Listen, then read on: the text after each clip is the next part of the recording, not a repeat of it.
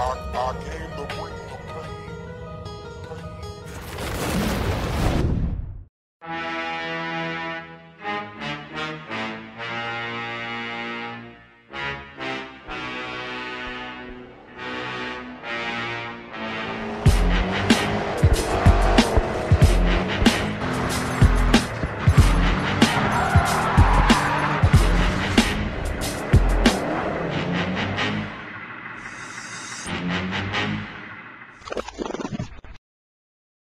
Yeah, what's going on, people of YouTube? That boy Treezy here. Welcome to episode 3 of Let's Play Grid 2.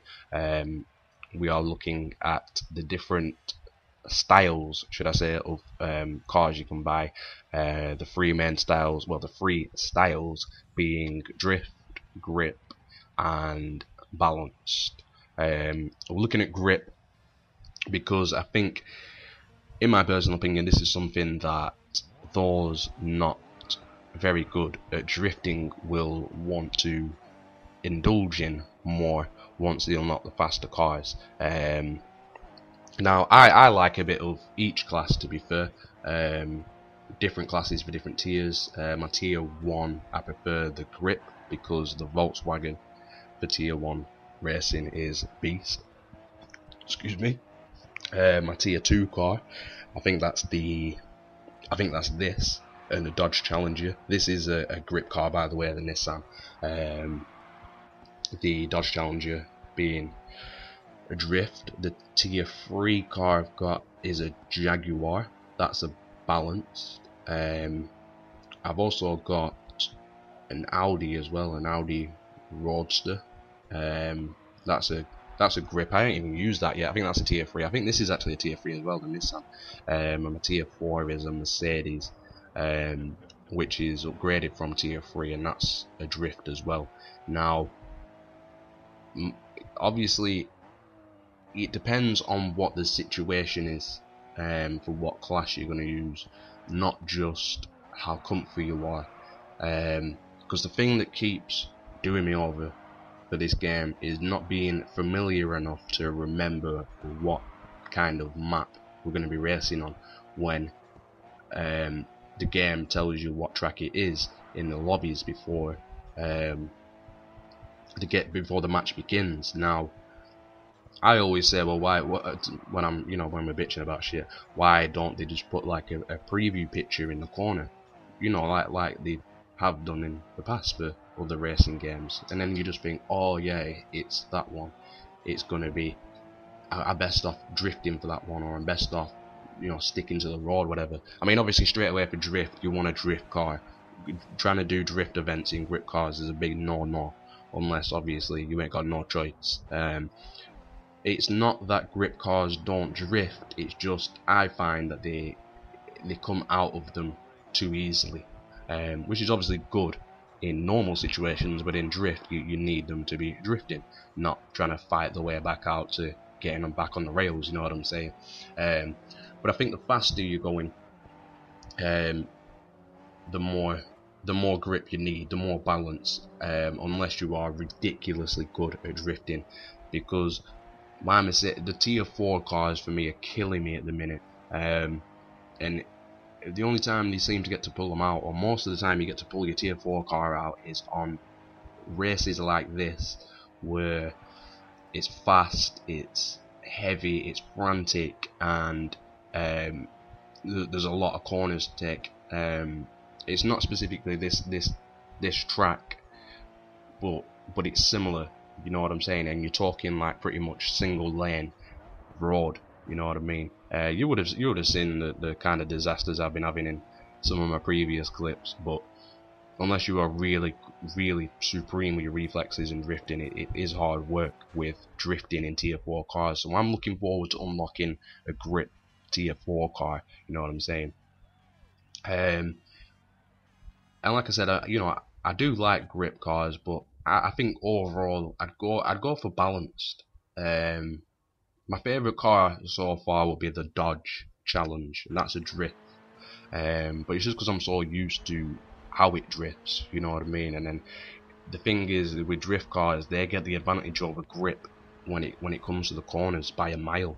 because if you drift perfectly around a corner, you carry so much momentum coming out of the corner into the straight, and obviously the power that the muscle cars have, the drift cars have, is heavy compared to the likes of like this car, for example. Now this is my favorite tier 1 car.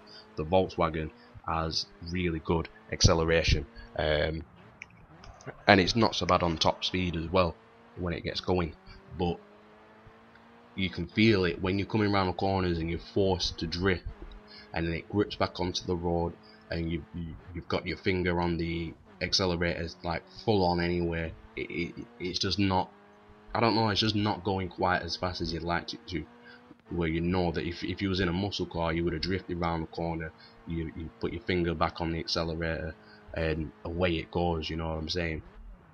But the grip cars are definitely good for those new to the game and those just looking to get a general feel, because you can in these cars you can pretty much go as fast as you want into the corners, because my general technique when driving is to kind of, in grip cars anyway, is to use the brake first, and then if I know that I've not braked early enough, so to speak, or I need more turn, then you just tap your handbrake and the car does the rest, you know what I mean, because you know you can force the car to turn enough to save you crashing, and then you know that it's just going to come out of the drift quick enough, you know what I'm saying, to get back on the road. Yeah, you might lose power, you might lose a bit of speed, but in more situations, if anyone were close enough to you anyway to get past you, they're probably just going to ram you anyway, you know what I mean. But yeah, overall, the Volkswagen is definitely my favourite grip car at the minute. I do have one of the Formula 1 style cars, which I've not been able to upgrade yet, and I don't want to pull it out without upgrading it. I'm contemplating, whatever the word is. I'm thinking about upgrading it from the tier 3 to tier 4 to use it as a tier 4 car, because like I said, I've only got the Mercedes at the minute as the drift car, and it's not, you know, handling business for me. So hopefully I get this supreme grip vehicle on the roads for the tier 4 races, and we could be laughing, because I've seen other people racing in these